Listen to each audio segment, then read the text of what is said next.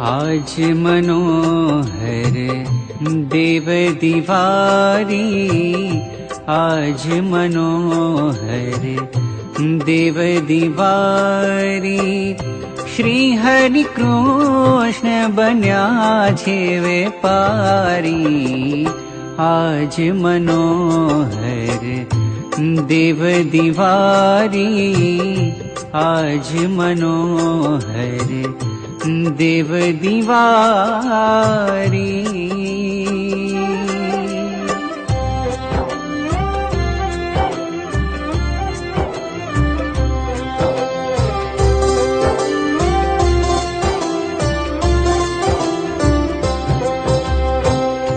कार्तिक सुदी एकादशी आवी, सौने हईये उमंग छे भारी।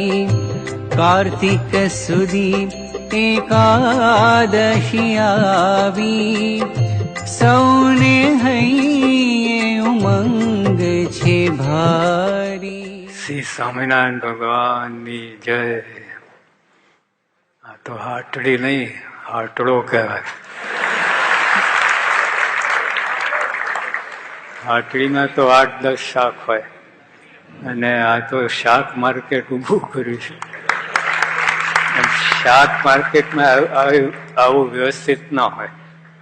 શાક માર્કેટમાં ઢગલો ઢગલો હોય, પણ આ તો રાતના આખી રાતના હરિભક્તોએ બધા યુવકો બધા જાગીને આ બધું એવી ગોઠવણ કરી છે અને દિવ્ય અને અલૌકિક સૂત્રો લખ્યા છે.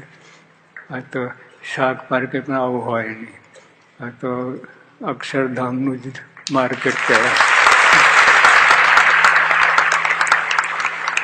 પછી જો આ એકલા રીંગણા હોય, એકલા બટેટા હોય, એ બધું સારું હોય છે, પણ રીંગણા અને બટેટા ભેગા થાય તો સબ સુરત ભાવ એકતા. અને 8-10 આઈટમ ભેગી થાય. અને આ આપણે સંતોને બહુ ભાવે છે ઓલું બધા શાકો, બધા શાક ભેગા કરીને બનાવે. હા ના, બધા શાક 50-60 શાક ભેગા કરીને. હા, ગુટ્ટો. તો જે એમાં સમ સુરત ભાવ એકતા, એ કેવી મજા આવે. ઓલે ગુટ્ટો આપણે સિદ્ધાંતો આમાંય ઘૂસ્યો છે.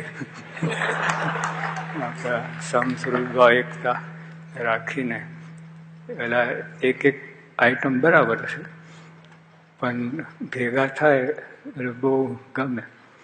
એકલું ભાત ખાવ તો, એકલું દાળ પીવો તો, પણ દાળ ભાત ભેગું હોય અને બધી શાક હોય એટલે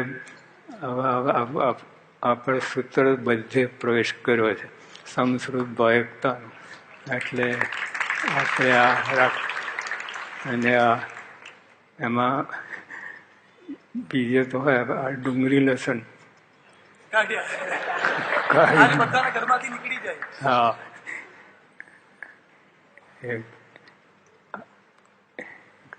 એવું કરશે બધા.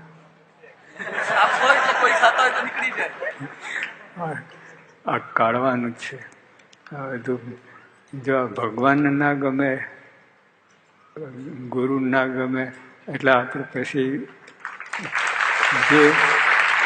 જે વસ્તુ ભગવાનને અને આપણા યોગી આપણા પ્રમુખ સાહેબ ના ગમે એનું નામ શું લેવું? તો જે એમને ગમે જ નહીં એટલે આપણે એ રાખવું નહીં. અને જે હોય પણ એને ધીમે ધીમે ત્યાગ કરીને કાઢી જ નાખવું. ભગવાનને ગમે એ આપણે રાખવું. તો એ આ વાત છે. પછી અભાવ ગુણ એ તો કોઈ જગ્યાએ જોઈએ જ નહીં. આપણે ગમે ત્યાં ખૂણે ખાચરે પણ એ વસ્તુ લાવવી જ નહીં. એમાં એવું સુખ આવે, બધાના ગુણગાન